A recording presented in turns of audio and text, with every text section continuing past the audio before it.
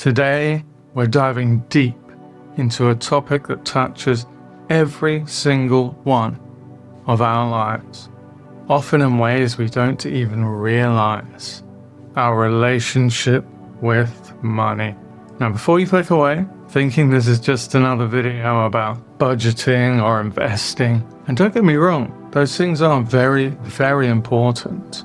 But today, me and you are going far beyond that. Let's begin by talking about something fundamental, our mindset around money. Have you ever felt that gnawing feeling that your worth is somehow tied to your bank balance, or that success in life is solely defined by how much money you can accumulate? If you've nodded yes, even just internally, you are absolutely not alone. This is a narrative that is woven so deeply into the very fabric of our society. But what if I told you that this narrative, for most of us, is fundamentally flawed and frankly, deeply disempowering? Let's first confront the core problem. We've put money on an impossible pedestal. We've been conditioned to view it as this elusive, difficult to obtain entity, something constantly that's just out of reach. It's often spoken about in hushed tones with a sense of dread. I mean, when you really think about it, from a young age, what were we truly taught about money? For most of us, formal education focused on subjects like history or maths or literature, all incredibly valuable, of course.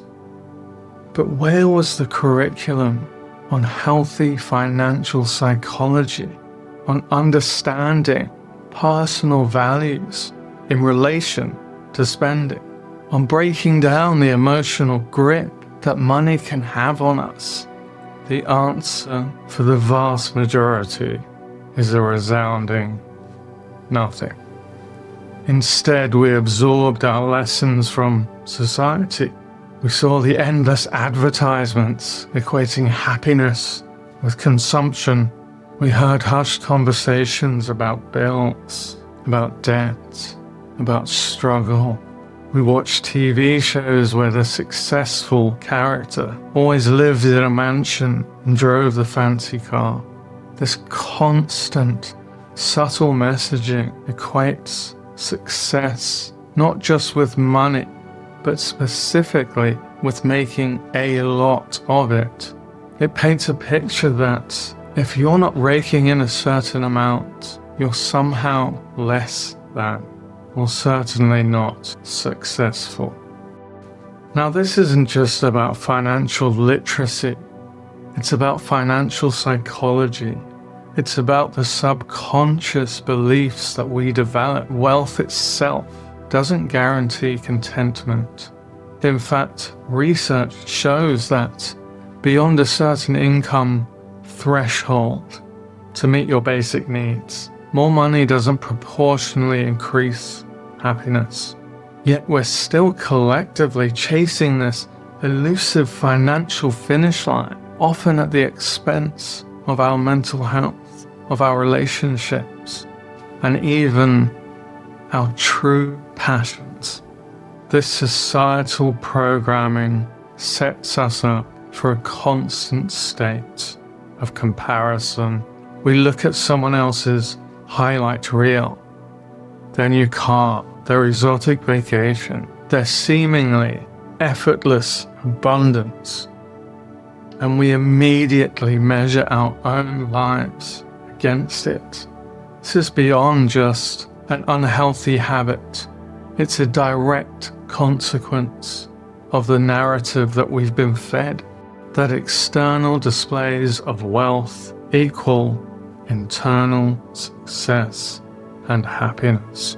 So, if the current narrative isn't serving us, how do we dismantle that impossible pedestal? How do we start to truly feel better about ourselves and our financial journey, regardless of our current bank balance.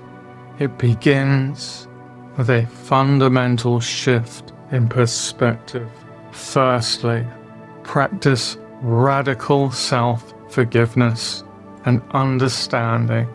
So many of us carry immense shame around money, past mistakes, perceived failures, or simply not being where we think we should be. But guess what? Most of those mistakes came from a place of not having the right tools or the right understanding, because we weren't taught them. Forgive yourself for what you didn't know. Next, redefine success on your terms. This is absolutely critical. For too long, we've allowed external forces to dictate what success looks like.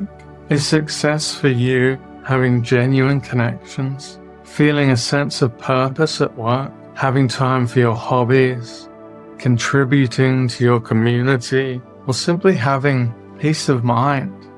When you define success internally, aligned with your core values, money naturally shifts from being the goal to being a tool.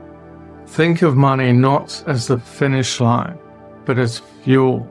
Fuel for what? Fuel to pursue your passions, to create experiences, to support the people and causes that you care about, to afford comfort and security. When you see money as a powerful resource that enables your actual life goals, rather than money being the goal itself, its perceived power over you diminishes, and your power over it increases. Consider also cultivating an abundance mindset, not just about money, but about life itself. And I don't mean some sort of magical thinking. It's about shifting your focus. Instead of solely fixating on what you lack, acknowledge and appreciate the resources you do have now. Maybe your health, your skills, your relationships, your time, your creativity. When you operate from a place of gratitude for what you already possess, you create a more positive and open, energetic state, which can, paradoxically, make you more receptive to opportunities, including financial ones. So, how do we put this into practice? How do we move from understanding to tangible, to real empowerment? Let's run through a very quick number of options. Number one, observe your money story. For 1 week, just observe every thought and emotion that you have about money. When you spend, when you receive, when you see others with money, what are the underlying beliefs? Are they positive, negative, neutral? Don't judge your thoughts, just notice. This awareness is the first step to change. Number two, define your values-aligned financial goals. Instead of make more money, ask, what do I want money to do for my life that aligns with my values? Do you value freedom? Then your goal might be to save for a sabbatical. Do you value learning? Then it might be to invest in courses. This shifts the motivation from scarcity to purpose. Number three, challenge negative self-talk. Whenever you catch yourself thinking, I'll never have enough, or money is so hard to get, consciously reframe it. Try, I am capable of attracting financial opportunity, or I am learning to manage my resources wisely. These affirmations and positive self-talk can literally rewire your brain over time. Number 4, educate yourself deliberately. Since school didn't teach us, it's our responsibility now. Read books on personal finance. Listen to podcasts. Take an online course. Start small. Learn about budgeting, investing, saving. Knowledge is power, and it dismantles the mystery around money. Number 5, practice intentional spending. When you spend money, do it mindfully. Does this purchase align with my values? Is it bringing me genuine joy or just temporary gratification? When you spend with intention, you feel more in control and less at the mercy of impulses or societal pressures.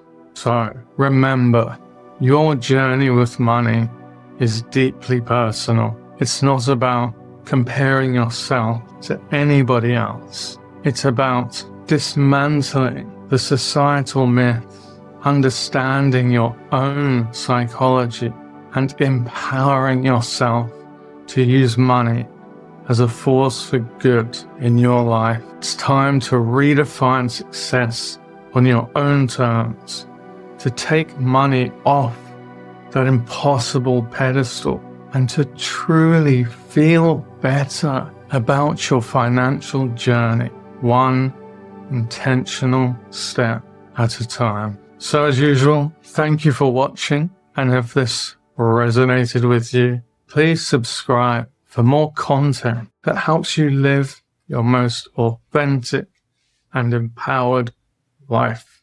And until then, I will see you next time.